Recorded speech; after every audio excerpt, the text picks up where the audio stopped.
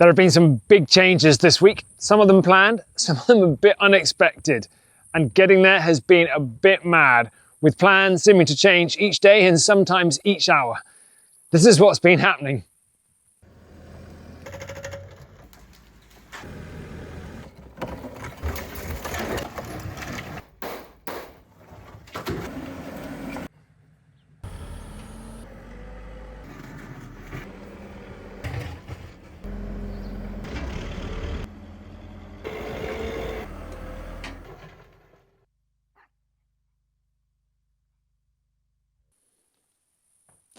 The original plan for this week was to move a lot of soil and rock from in front of the house. But then there was an unexpected delivery last Friday. And after a phone call later that evening, it sounded like I might also be getting some help with some excavation work indoors. So at the start of the week, the plans were looking a bit different, and in the following days, they changed a few times. In the clips coming up, I'll be doing my best to explain what was happening and why, but you'll need to be ready for a bit of a rocky ride. I got to the house early on Monday morning, and first up I checked the skips that had arrived on Friday, which the driver had told me was for work to remove a shed and a tower as part of a government program to remove old unused infrastructure. With no one else yet there, I got on with some preparations for work this week. First, putting down some markers for the planned removal work in front of the house.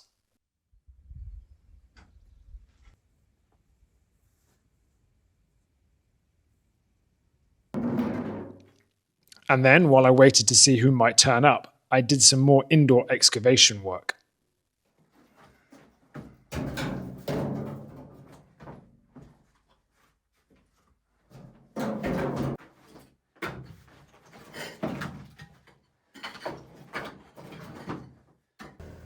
Not long afterwards, two men with an excavator turned up to remove the shed and tower. And after talking to them about the work they planned on doing, I put my other work on pause and watched their progress.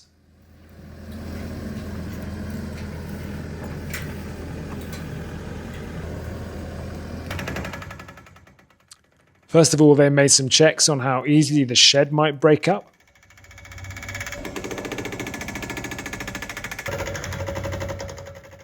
And then they cleared some space for moving around it.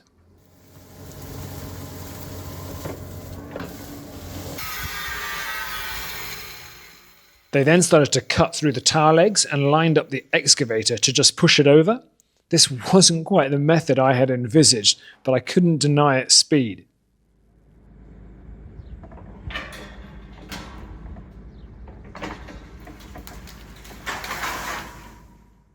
Last Friday, when I found out about the possibility of this work, I had immediately contacted my local council because this work was included in my proposal for this area that hasn't yet been formally approved, and I really didn't want any more problems for the proposal because of any unapproved work. But the council didn't know anything about the work either, and the government department was the more senior authority. So I thought it was best to let it all go ahead, even though it was on my land and I hadn't been warned about the work, and even though I wasn't necessarily going to be able to control the process.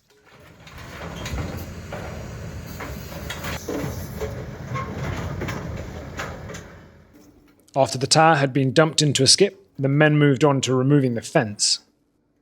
And I jumped in to salvage the door and its frame because I thought it might be useful in the future.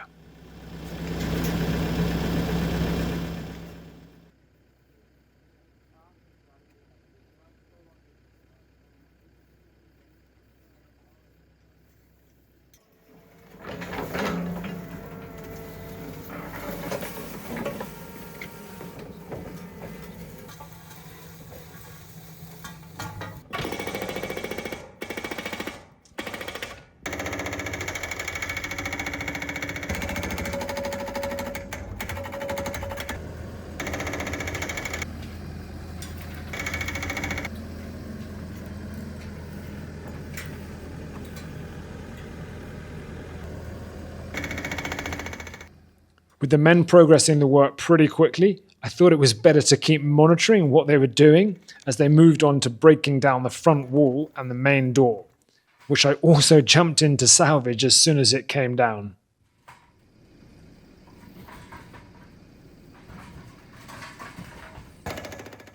They then knocked down the roof, which was a reinforced concrete slab.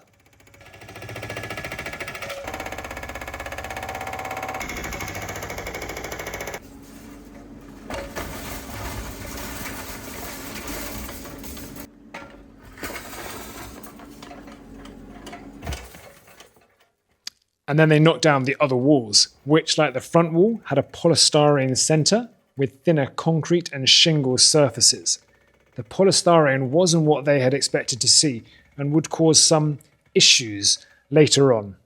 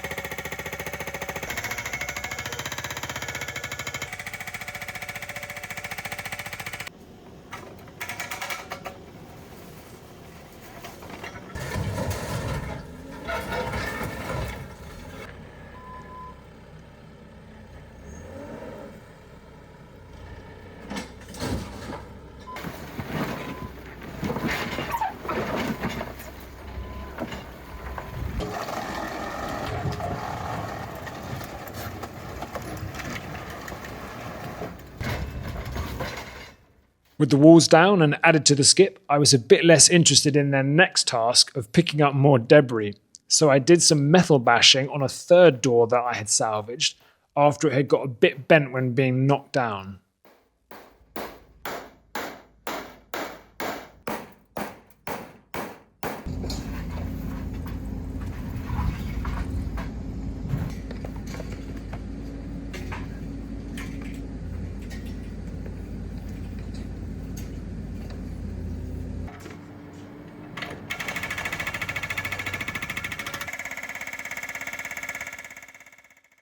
After watching their first efforts to break into the concrete, I got on with some more preparation work for what at this stage was due to be both outdoor and indoor excavation work starting the next day. First, I collected some cornerstones and bigger rocks that I wanted moving.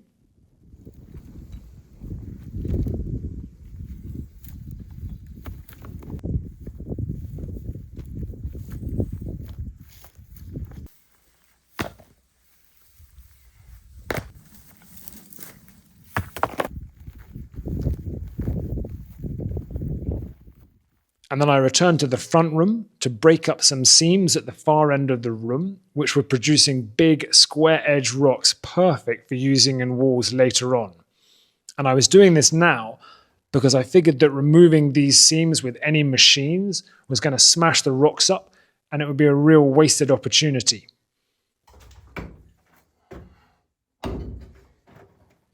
At this stage, I wasn't exactly sure what machines might be used by the intended help for the indoor excavation, but I thought it was going to be a mini excavator and a jackhammer.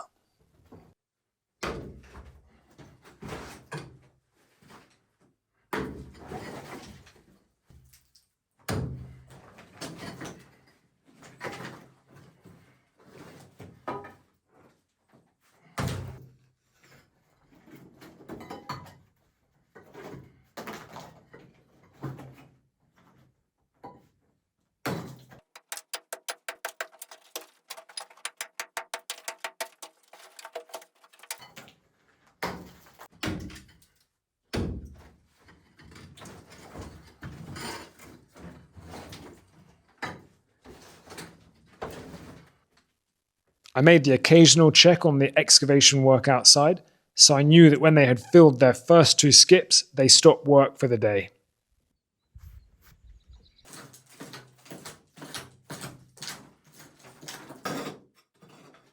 I stayed on and worked in the front room to clear up a lot of the smaller stones and then break into another of my high-quality rock seams.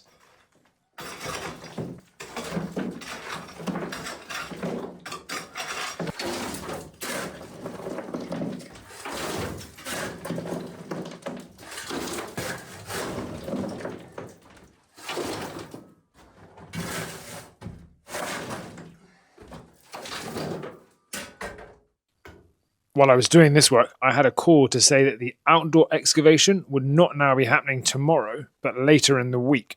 I wasn't too annoyed because I figured this would make it easier to monitor all the work.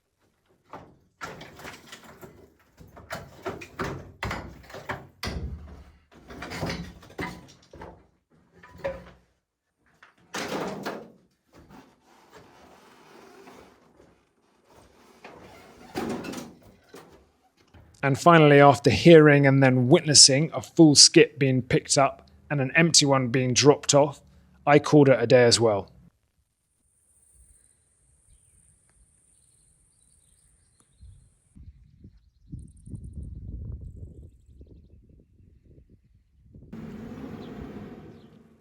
The next day, the tower excavators were back early, initially moving their new empty skip around.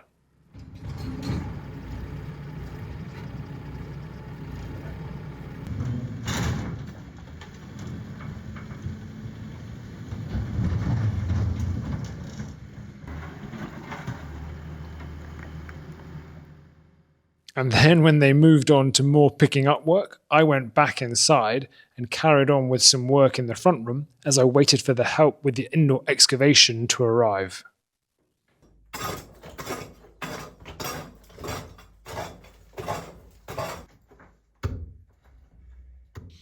The rocks in this seam were coming out easily, and quite a few had a thinner profile and were going onto my paver stone pile.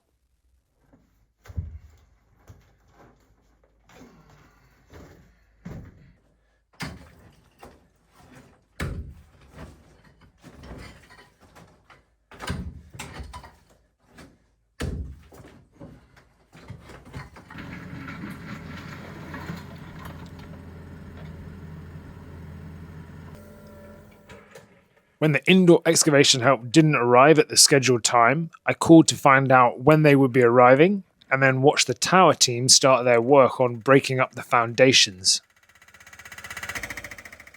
The indoor help said that there was a slight problem with the machine they had picked up, and that they would be there in about 90 minutes, so I headed back for some final work on my favourite seam.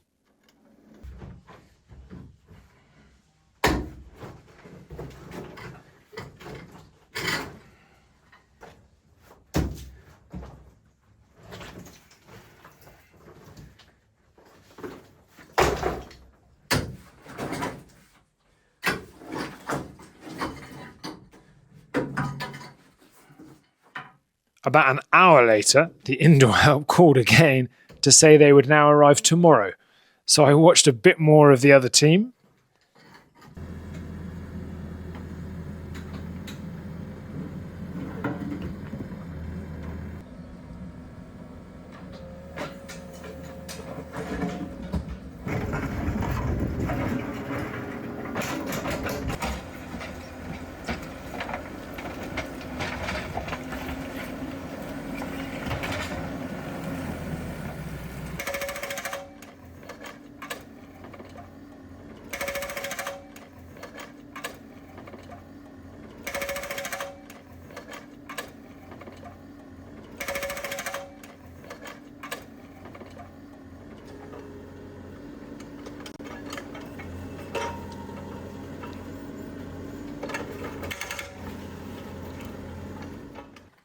And then I did some work on clearing the doorways, which I thought would save some time the next day when the team did eventually arrive.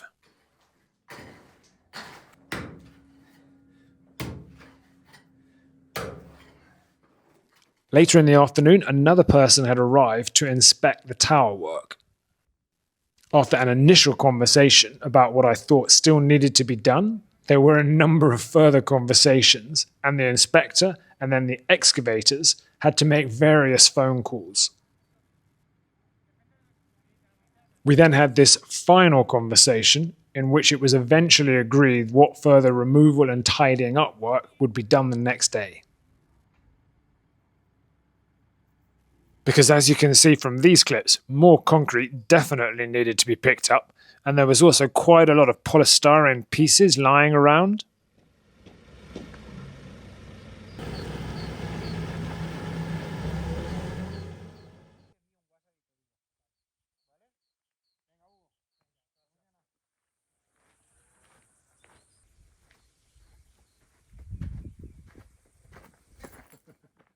eventually. The next morning, I wasn't sure what was going to happen because the evening before, I had received messages saying that no more tidying up work would be done until a new empty skip was delivered and any extra costs were approved.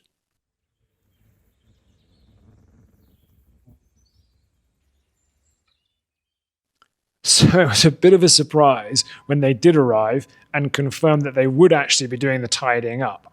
They even agreed to push some rocks off my dumping pile, so I cleared a path for their machine.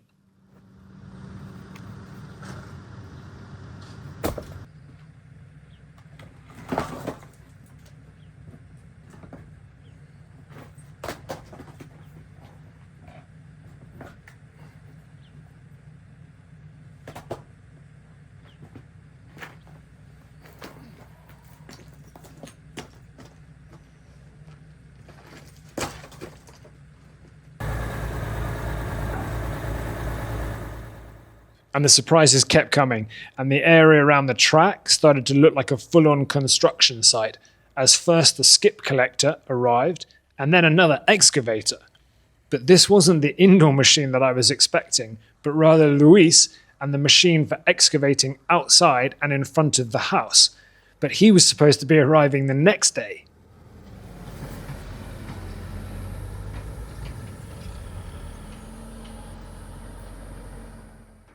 After this burst of confusion, I stepped back and watched Luis quickly get started on his work.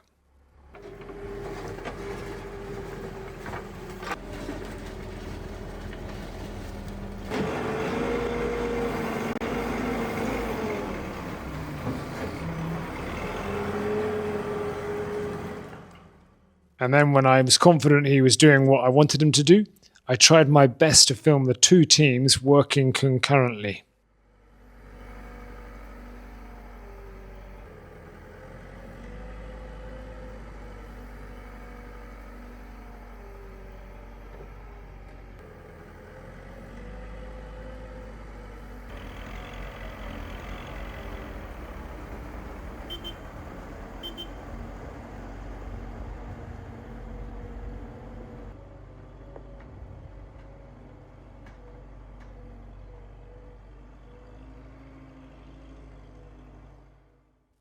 And when the tower tidying up looked finished, I focused on overseeing and helping with the excavation work in front of the house.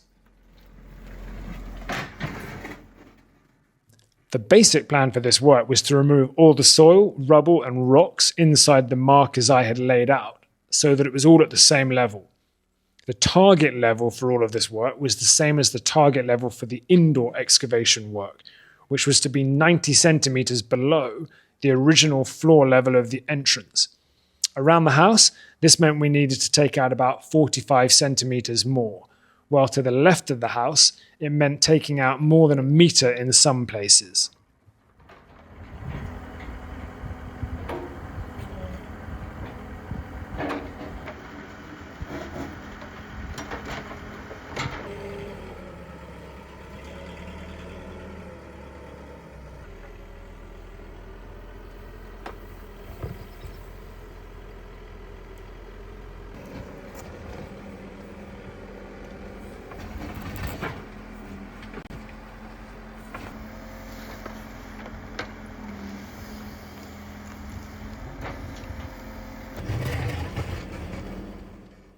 In this section to the left of the house, I was particularly keen to see what was beneath the surface, and I was hoping that we wouldn't be removing any interesting old patio structures.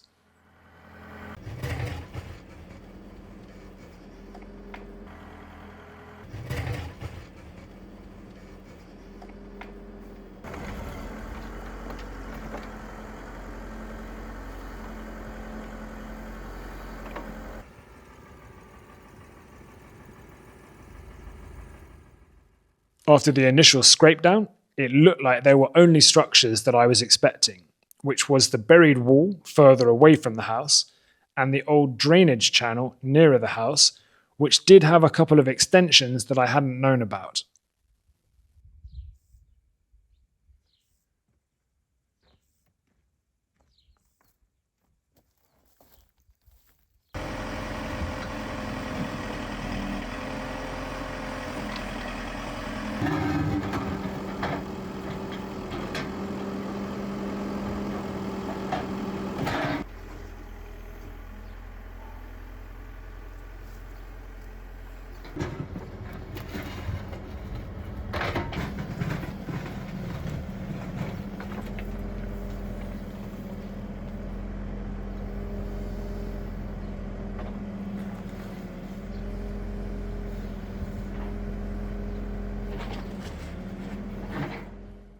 Not surprisingly, we were unfortunately breaking up the home of a few local residents.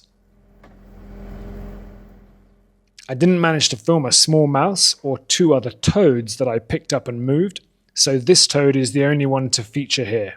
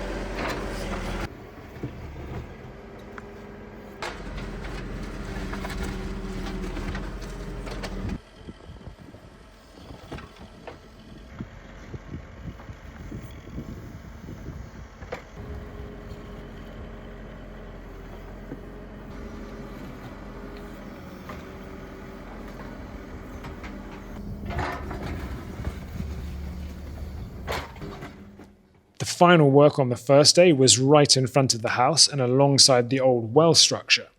Luis is a masterful excavator, but I was still nervous when he was working in this area and keen to help him avoid getting too close to the house.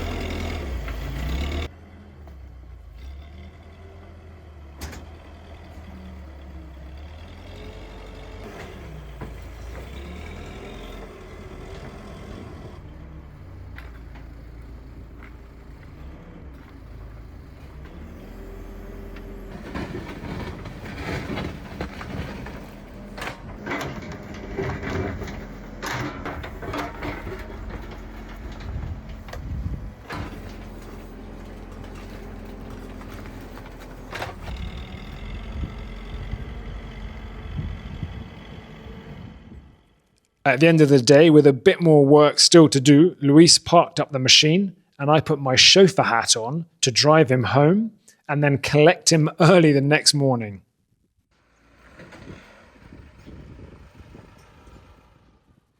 Luis restarted his work so quickly, I missed seeing him knock down the old arch, which unfortunately I hadn't been able to build into the future designs for this area.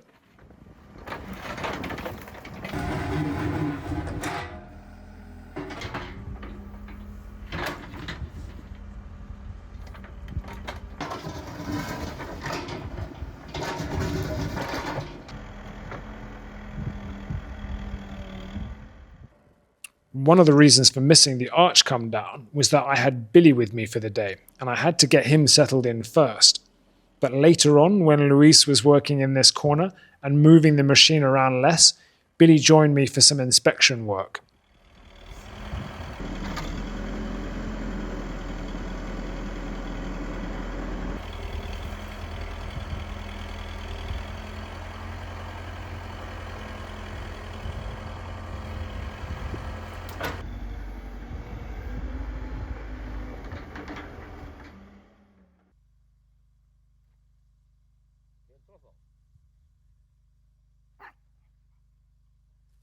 And not long after, during a drinks break, Billy had started to charm Luis. Or perhaps it was the other way around.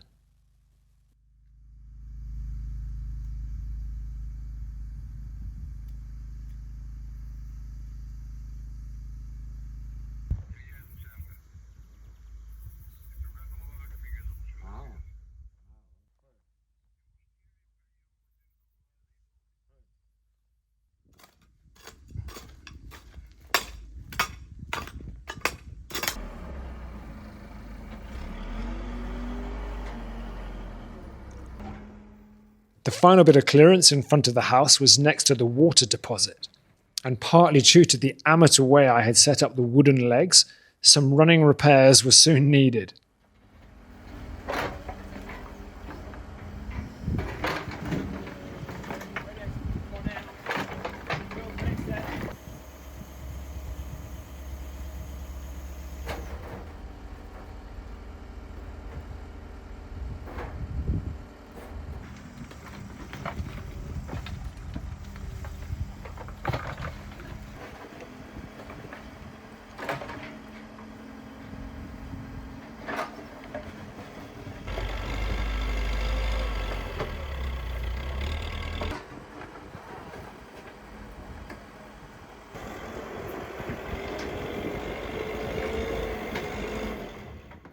And for the final levelling work next to the front door, there were a few more manual clearances needed to avoid going too close to the walls.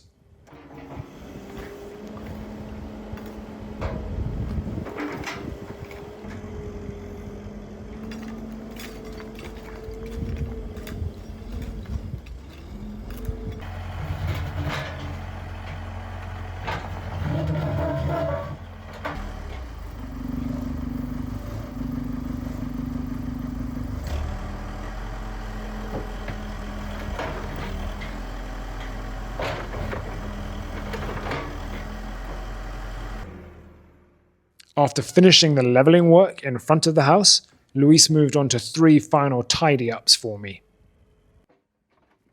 First of all, moving the cornerstones and larger rocks that I had picked up 2 days before. Next, he cleared away a lot of the rubble at the side of the house that was really starting to get in the way.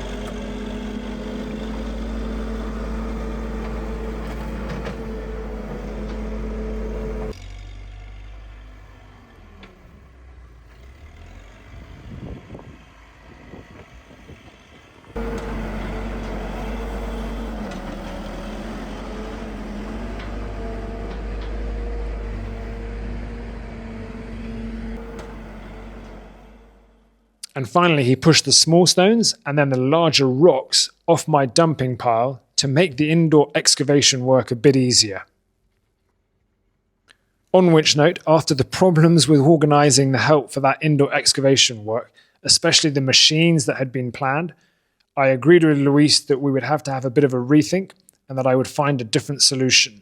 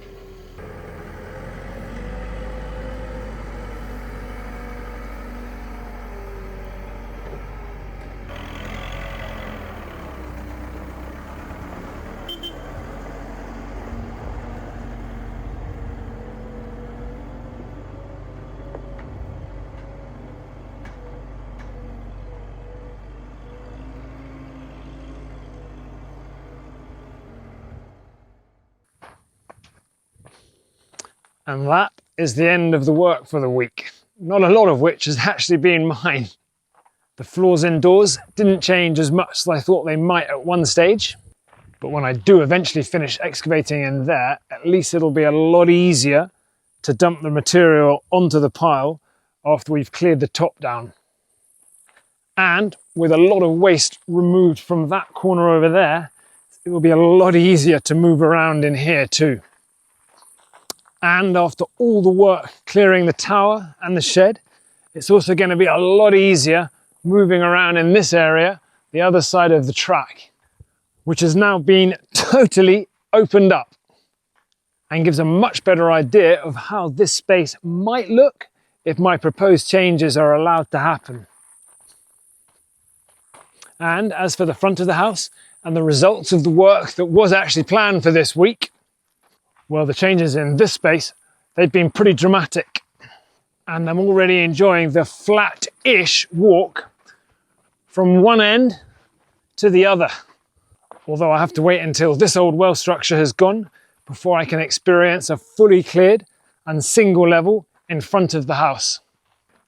And I'll have to wait for a lot more work to be finished before I can enjoy the overall designs for this whole area, which I'll be talking about in much more detail in my video next week, rather than try to squeeze it in now. So I hope to see you then.